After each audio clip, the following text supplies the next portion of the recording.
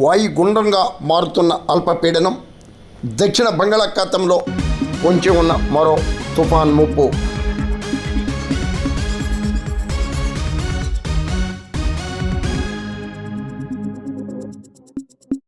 Malaysia Andaman సమీపంలో అల్పపీడనం క్రమంగా బలపడుతూ వాయుగుండంగా మారుతున్నట్లు వాతావరణ శాఖ అధికారులు గుర్తించారు.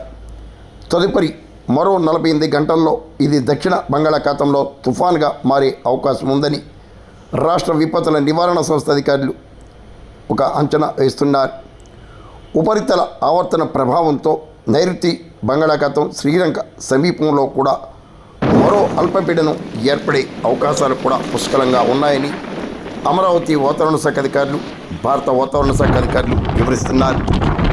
ఇప్పటికీ బంగాళాఖాతంలో పరిస్థితి అల్లకల్లోలంగా మారుతున్నట్లు కూడా అంచనా వేశారు. వాతావరణ పరిస్థితులు అనుగుణంగా తీర ప్రాంత ప్రజలు, మత్స్యకారులు వ్యవహరించాలని విశాఖ వాతావరణ శాఖ అధికారులు వివరించారు. ప్రజలు తుఫాన్ పట్ల అప్రమత్తంగా ఉండాలి.